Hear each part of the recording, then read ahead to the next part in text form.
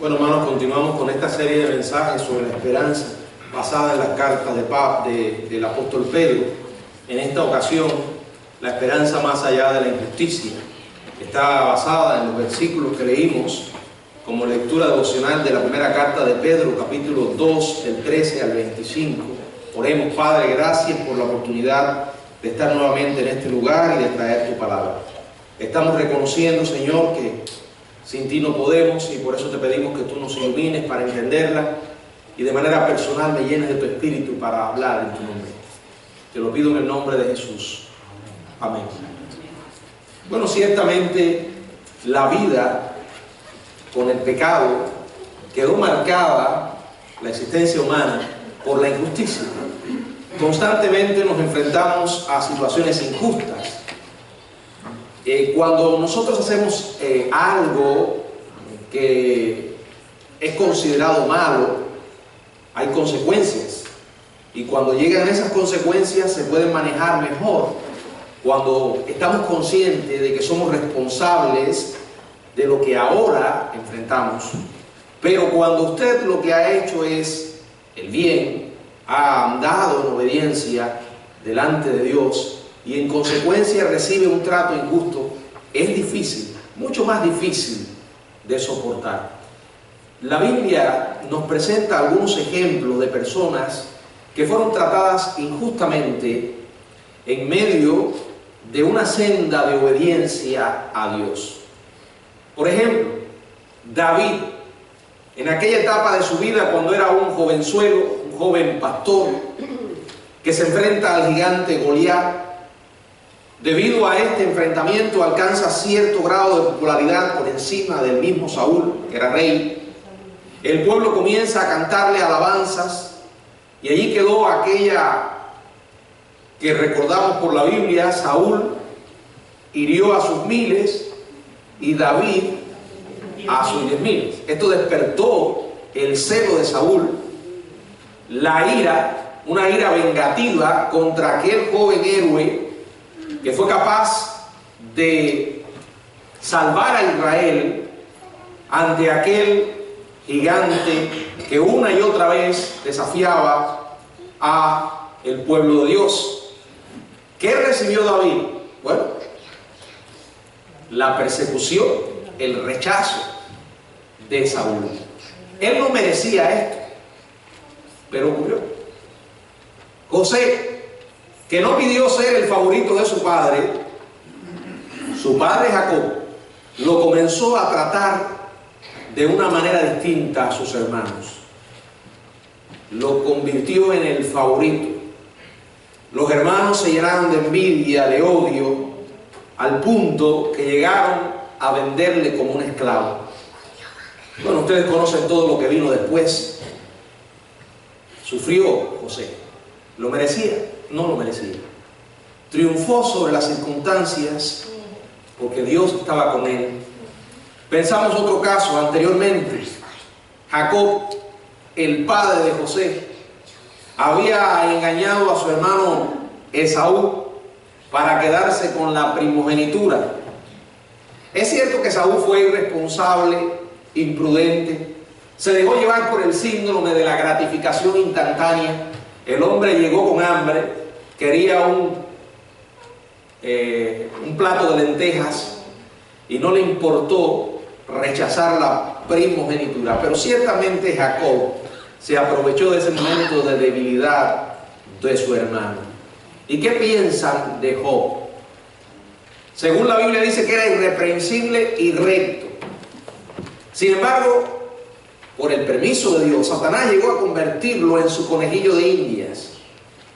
Perdió su tierra, sus siervos, todas sus posesiones y sobre todo sus 10 hijos.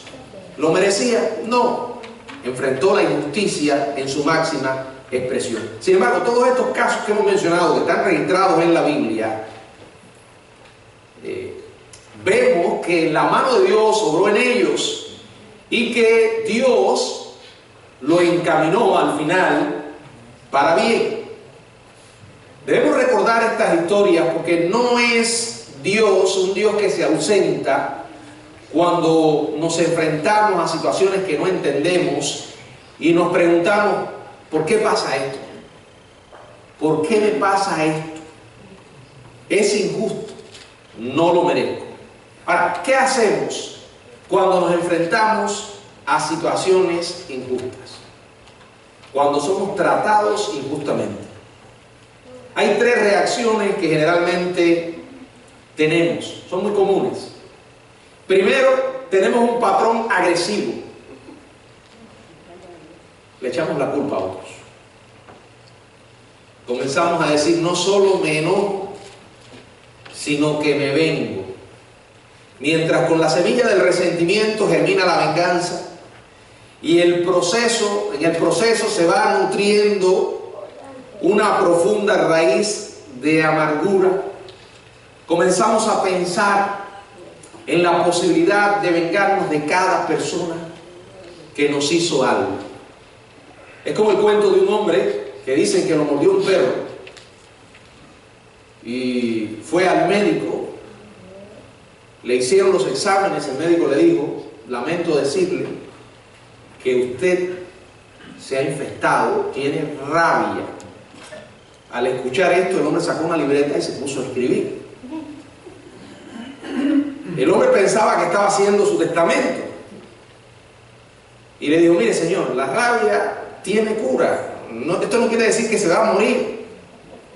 Y el hombre le dijo, yo lo sé, lo que estoy escribiendo aquí no es mi testamento, estoy escribiendo una lista de las personas que voy a morder. El culpar a otros, ¿verdad? El querer vengarnos. Segundo, hay un patrón pasivo, la autocompasión. Nos acurrucamos en posición fetal y empezamos a decir, yo no merezco esto, la vida es injusta. Y aunque pueda contenerse y aunque parezca que no, detrás de esa conducta hay mucha ira, escondida, oculta, pero hay ira, porque no aceptamos lo que estamos viviendo. Se cuenta la historia de unos muchachos que estaban pasando el servicio militar en Corea durante la guerra. Emplearon a un joven para que les limpiara y le cocinara. Eran muchachos bromistas y vieron que el joven parecía un joven inocente y comenzaron a hacerle broma. Le ponían vaselina a los botones de la estufa para que cuando encendiera se engrasara sus dedos. Colocaban cubos con agua sobre la puerta para que al abrir se mojara. Hasta clavaron sus zapatos al suelo durante la noche. Día tras día el muchacho soportaba las bromas en silencio. Finalmente los hombres se sintieron culpables y le dijeron, mira, ya sabemos que esto no es gracioso, lo sentimos, no lo haremos más, estamos avergonzados. El joven, mientras los escuchaba, le parecía demasiado bueno para creerlo y les preguntó, ¿y la estufa ya no va a estar más pegajosa? No. ¿Y no habrá más agua en el suelo? No. ¿Y no me van a volver a clavar los zapatos al piso? No, nunca más lo haremos. Muy bien, dijo el joven con una sonrisa. Entonces ya no voy a escupir más en la sopa. La sopa que él les preparaba, como una venganza, le hacía eso. Parecía una actitud pasiva, pero en realidad había una ira hirviendo. El tercer patrón es el patrón de espera. O sea, posponemos y negamos lo que sentimos. Decimos, bueno, mañana pensaré en esto. Todo parece calmado, como si las cosas no nos estuvieran molestando, pero por dentro el ácido nos va comiendo. Ahora, son reacciones muy humanas, pero no son correctas. Hay una mejor manera, y esa es precisamente la que nos habla el apóstol Pedro en este pasaje. Primero nos da un mandamiento en el verso 13 y verso 14, y dice, ¿quién es aquel que os podrá hacer daño si vosotros seguid el bien? Mas también si alguna cosa padecéis por causa de la justicia, bienaventurados sois. Por tanto, no os amedrentéis por temor de ellos, ni os conturbéis. disculpen, estuve leyendo en el capítulo 3, en el capítulo 2, versos 13 y 14. Dice: por causa del Señor, someteos a toda institución humana, ya sea al rey como al superior, y a los gobernadores como por él enviados, para castigo de los malhechores y alabanza de los que hacen bien. Bueno, esto es un mandato que aquí les hace Pedro a estos creyentes. Acuérdense que ellos estaban enfrentando la persecución, habían sido blanco del maltrato más asqueroso del gobierno del cruel Nerón, habían visto a sus amigos, a sus amados, ensangrentando sus cuerpos, ensangrentando las arenas del Coliseo romano, sus cadáveres empapados de aceite que habían iluminado el imperio. Y viene la pregunta: ¿qué debían hacer estos cristianos? ¿Tomar las armas? ¿Resistir a un gobierno? Y de pronto Pedro irrumpe con estas palabras: someteos. Bueno, hay ocasiones en las que debemos ser firmes cuando una ley transgrede la ley de Dios, pero esas son las excepciones, no la regla. De manera general, la Biblia nos dice: tenemos que someternos a las autoridades. Ahora, la palabra sumisión suena a debilidad. Cuando la gente escucha esto de someterse: no, yo no soy flojo, ¿por qué me tengo que someter? ¿Por qué? ¿Por qué si yo tengo mis derechos? Bueno, la sumisión no es precisamente debilidad ni inferioridad. ¿Es difícil para nosotros? Sí. Por eso quiero que veamos la razón por la cual debemos someternos. Dice el verso 15: porque esta es la voluntad de Dios, que haciendo bien hagáis callar la ignorancia de los hombres insensatos. Aunque ellos tenían razón para molestarse, aunque tenían razón desde el punto de vista humano para rebelarse, eran blancos de injurias, de chismes en cuanto a las reuniones que tenían. Los acusaban de tener una ideología subversiva, de que servían a otro rey y a otro reino. La Biblia dice que para silenciar estos rumores debían someterse al gobierno. Digo que al someterse, al hacer lo correcto ante Dios, silenciarían esos rumores. Bueno, usted y yo estamos llamados a hacer lo mismo, aun cuando hayan leyes que no nos gusten. Y el hecho que nos sometamos a una ley no significa que necesariamente la aprobemos, pero si esa ley no va en contra de nuestra fe, si esa ley no va en contra de lo que la palabra de Dios nos enseña, tenemos que obedecer. La Biblia dice que tenemos que someternos. Voy a ponerlo en términos más claros. Por ejemplo, vivimos en una ciudad donde el gobierno es dirigido por autoridades civiles. Tenemos un edificio en esta ciudad. Ahora, las autoridades de Orlando no tienen derecho a decirnos lo que debemos enseñar ni lo que debemos predicar como iglesia. De hecho, si tratan de hacerlo, tenemos la obligación de desobedecerlos, porque estamos obedeciendo a una ley superior, que es la ley de Dios. Y Pedro nos dice, de hecho, es menester obedecer a Dios antes que a los hombres. Ahora, ellos sí tienen derecho a venir y a decir: en este lugar, por ejemplo, ustedes solamente pueden ubicar 200 personas. Si hay más de eso, están violando el código incendiario y están sujetos a una multa. No es correcto desobedecer esa ley, tampoco es sabio. Primero, no es una ley que viola la ley de Dios, y es una ley que fue establecida para protegernos. Así que tenemos que someternos a esa ley. Ahora, si nos sometemos a esa ley, podemos silenciar cualquier rumor que diga: esa gente de la iglesia quieren hacer lo que les da la gana, ¿verdad? No ganamos nada en ese caso rebelándonos contra la autoridad civil. Es más, perdemos. Y esa es la idea. Ahora, Pedro aquí nos deja un principio.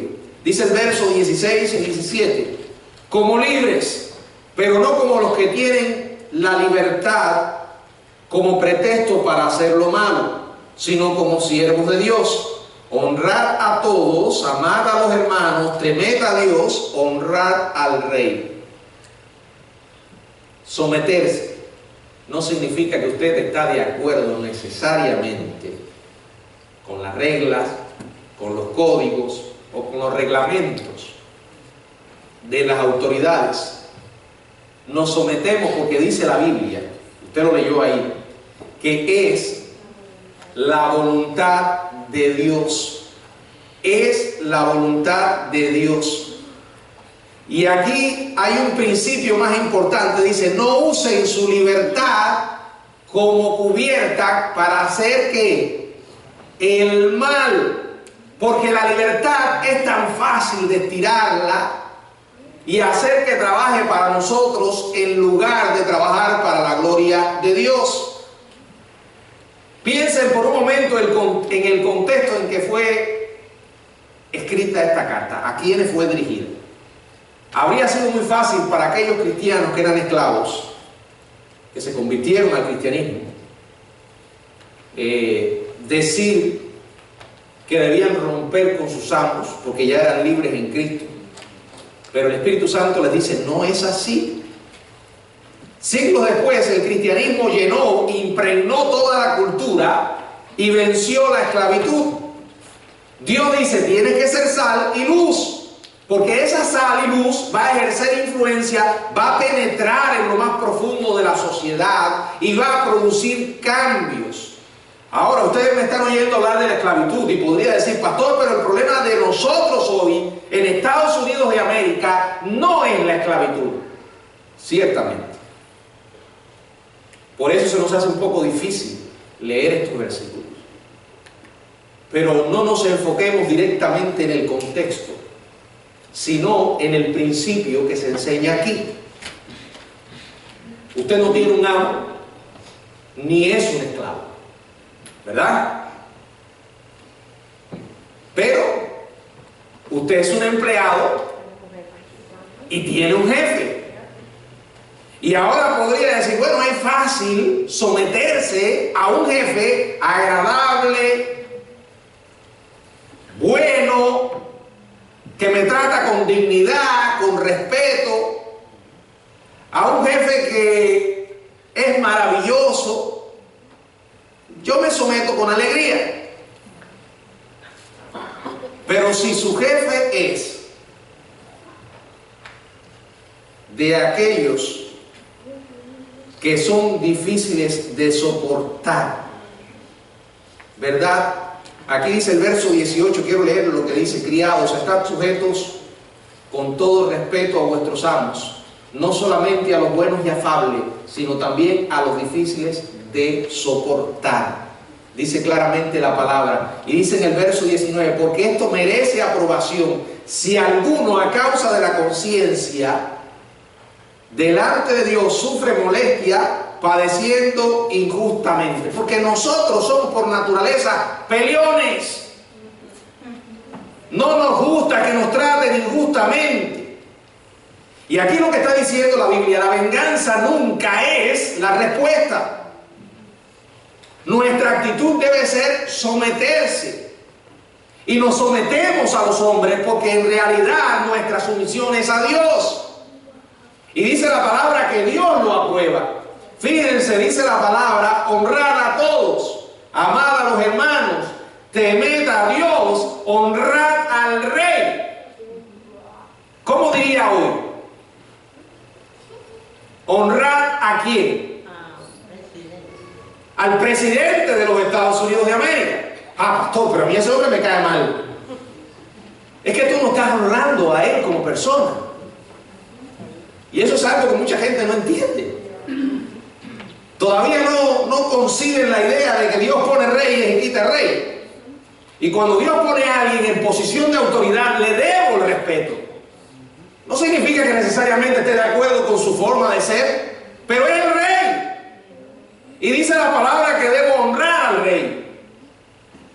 Debo honrar a la persona que está por encima de mí en una posición de autoridad, aunque no llegue a ser el rey. La Biblia enseña que los hijos deben honrar a los padres. ¿Qué quiere decir honrar? ¿Qué quiere decir someterse? Obedecer. Puede que no estés de acuerdo con lo que tu padre o tu madre te está diciendo, pero tienes que obedecerlo, lo dice la Biblia. A no ser que tu papá o tu mamá te esté pidiendo algo en contra de lo que la Biblia enseña. Lo mismo ocurre con todas las posiciones de autoridad. No sufras por ser un peleón, un rebelde sin causa o con causa según tú. La Biblia enseña a someterse y saca de tu mente que la sumisión es ser débil. Porque si eso es lo que piensas, no has entendido nada. Te voy a poner un ejemplo muy simple. Lo que pasa es que el movimiento feminista ha envenenado la mente hasta de muchos cristianos. Los hombres son malos. Todos los hombres son malos. Todos los hombres son violentos. Las mujeres no necesitamos, dicen las feministas, no necesitamos de los hombres.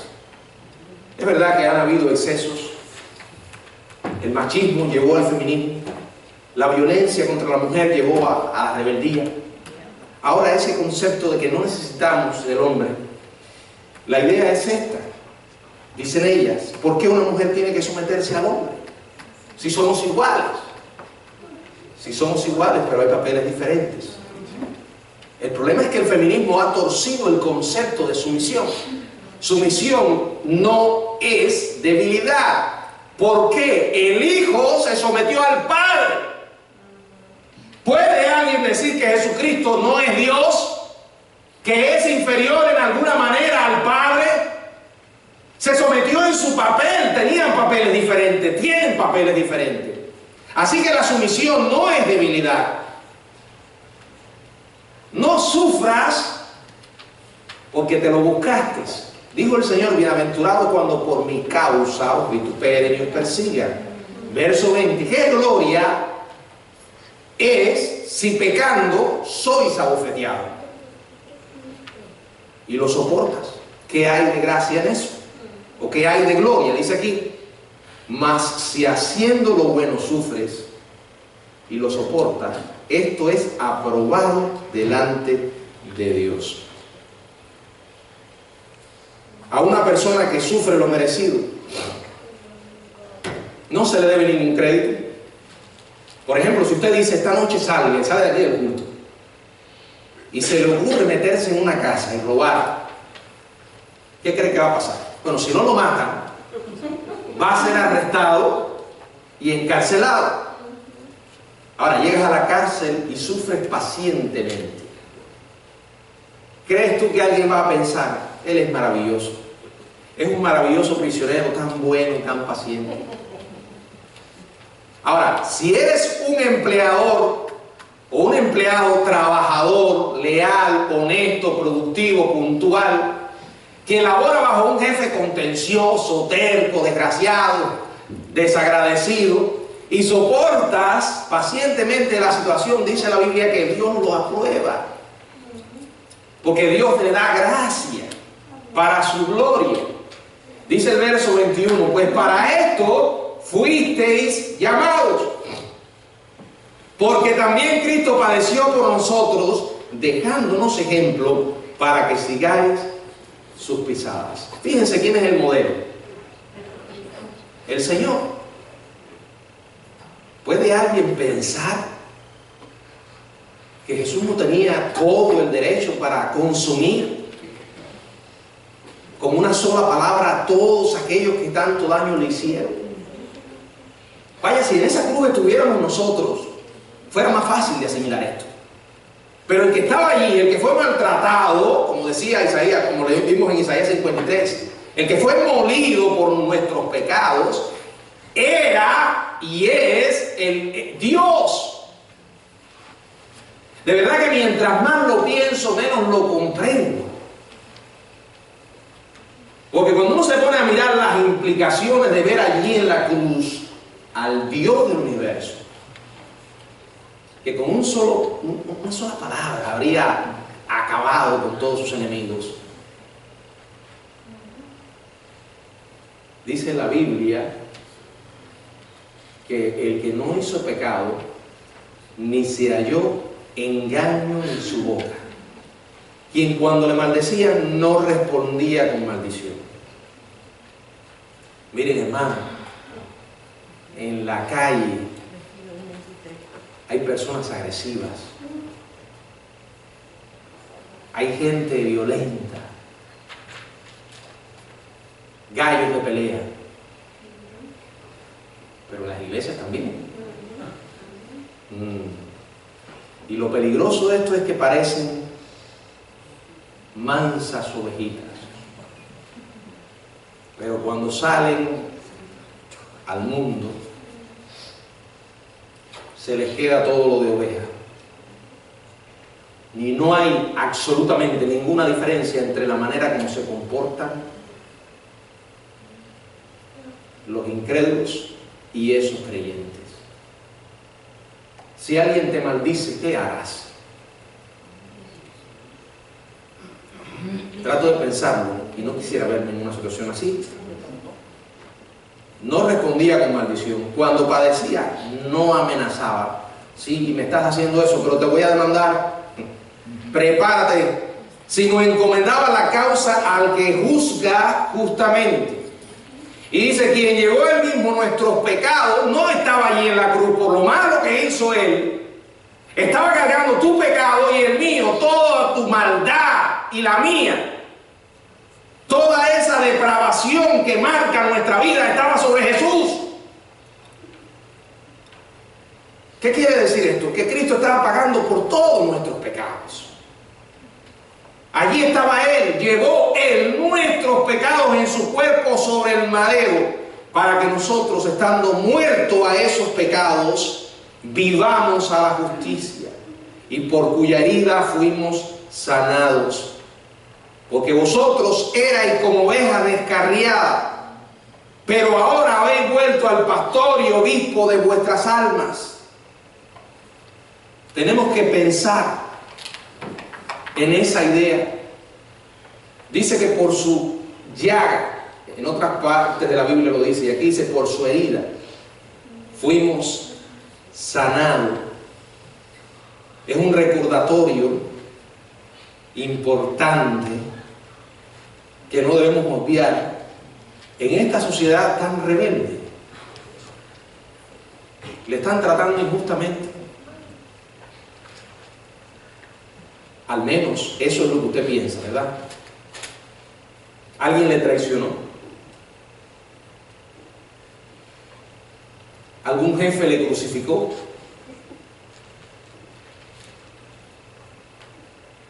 Ya se subió las mangas para pelear. ¿Por qué no prueba otra cosa? Devolver mal por mal es humano. Si alguien me hace mal, le voy a devolver mal. Devolver mal por bien, alguien te hace bien y tú le devuelves mal, eso es una conducta animal. Pero devolver bien cuando alguien te hace mal, eso es divino. Porque solo con Dios es posible hacerlo.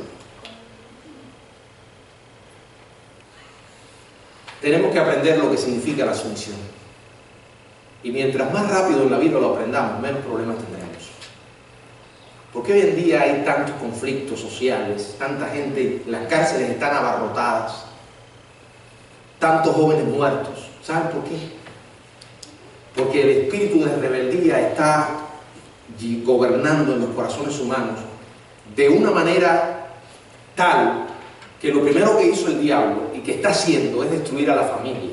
Porque donde un joven o una joven, donde un niño o una niña primero aprenden a respetar las autoridades, eso es su hogar. si no lo aprenden desde chico, un día van a tener serios problemas. Porque entonces van a pensar que lo mismo que hacen en su casa, no pueden hacer en la calle. Y entonces ven a un policía y no lo respetan. Ven a una persona en autoridad y no la respetan. ¿Qué creen que va a pasar? Que mucha gente aprende a someterse después que está tras las rejas en una cárcel. O otros, después que quedan incapacitados en la cama de un hospital.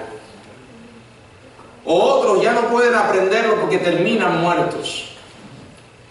Ahora eso lo entendemos en las personas que no tienen a Dios, pero nosotros tenemos que aprender a someternos. Recuerda que cuando tú te sometes no significa que estés de acuerdo, pero tienes que someterte.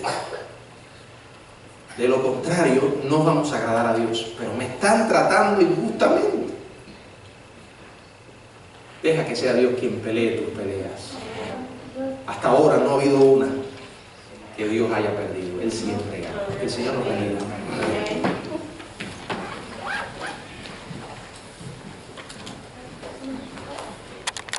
Ahora, hermanos, puestos de pie, cantaremos el himno.